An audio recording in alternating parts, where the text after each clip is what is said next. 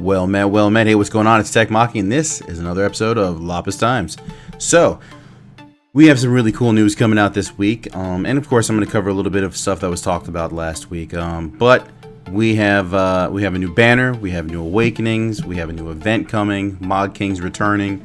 This is going to be a lot of fun, and I was really looking forward to this character because when I first started Final Fantasy Brave Exvius, everyone trying to convince me to get on the JP side. I made an account, I got Setzer, and I got Trance Terra, and so that's what we're waiting on here.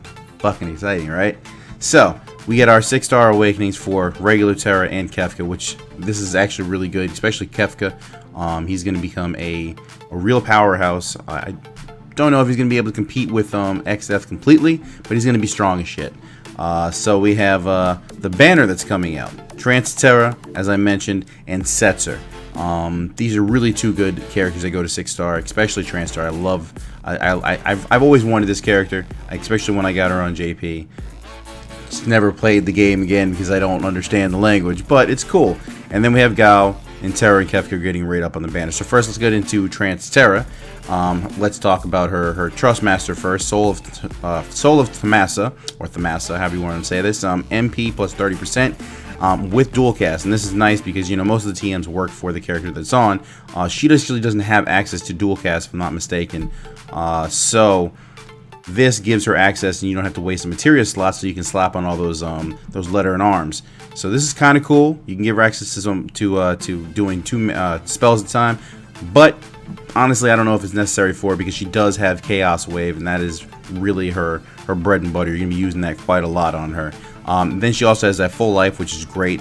Having a mage that can cast full life, reminiscent of the times when we used to use Tela.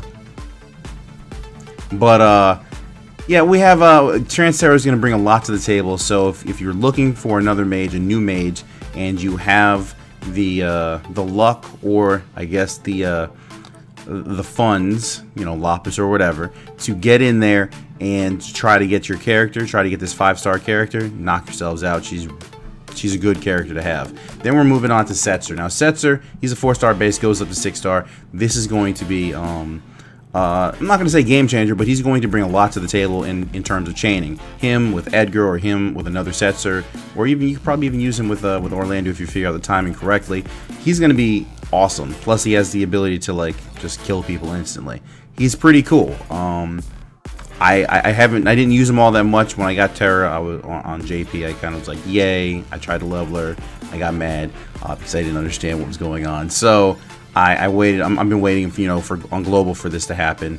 I'm gonna give Setzer a good try. I'm sure he should be pretty easy to pull since he's being a 4-star. Then again, Zahn has been a bitch. But either way, we have Gao coming up next. He's the 3-star that goes up to 5-star. He's not that amazing. It's mainly because he stops at 5-star, but he's gonna be good for newer players if you want to get in there. He has a really interesting TM. It could take the place of Raging Fist. Depends on how much the cost is. I mean, Raging Fist is extremely low and it can do pretty decent damage. So entirely up to you. But there's Gao. He's here. We got the little wildling beast boy. So cool. And then we have our rate ups for Terra, getting that 6-star. She's going to be pretty useful. And then we have good old Kefka, AoE hyperdrive incoming. Can't wait. And of course, he has a great TM, which is Ribbon. Nullifying all status ailments. Plus, it has a little bit of stats on there. This is a really good TM. Especially if you need it for the arena or future battles. Anyway, moving on, we have the event that is coming with the banner, and that is the floating continent. I'm not going to read the flavor text there.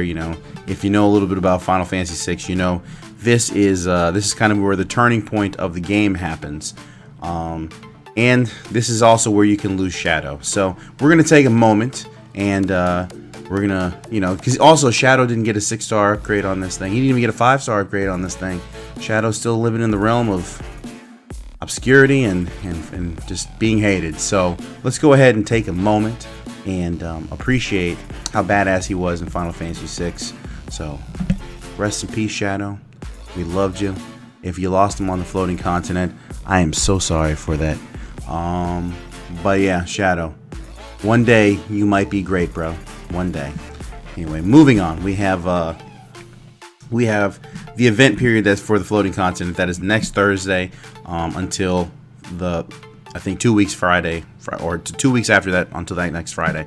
So we have the and plus the item exchange, of course, is going to take place. It's like six days after. So you still have some time afterwards if you have, you're undecided as to what you're going to farm up. But either way, we have the event itself goes from beginner all the way up to elite, and the rewards you can get are you get a summon ticket for beating beginner.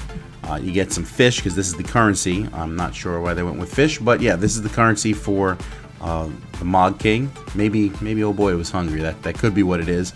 Either way, you get 200 fish for intermediate, 300 fish for advanced. Pros given 500, and then you're gonna get some lapis for the elite. 500 lapis, yay! You know what I'm saying? Either way, not bad. And then the Mod King himself is going to be having these items, plus probably a couple more available in the Mod shop. You have the beret, defense spirit plus 10%, I'm sorry, plus 10, and magic plus 10%. This is going to be a nice little piece of gear to slap on to some people. I don't know if it's going to beat out that creepy, the creepy mask yet.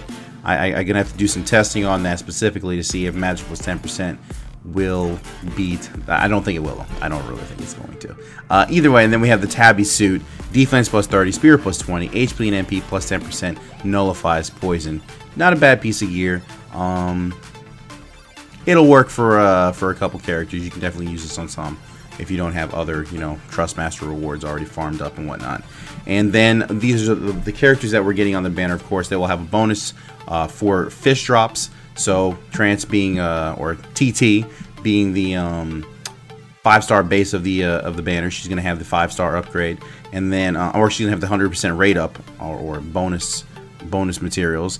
Setzer being the 4-star, 75, and then the rest are 3 stars, so they're gonna have the 50% up.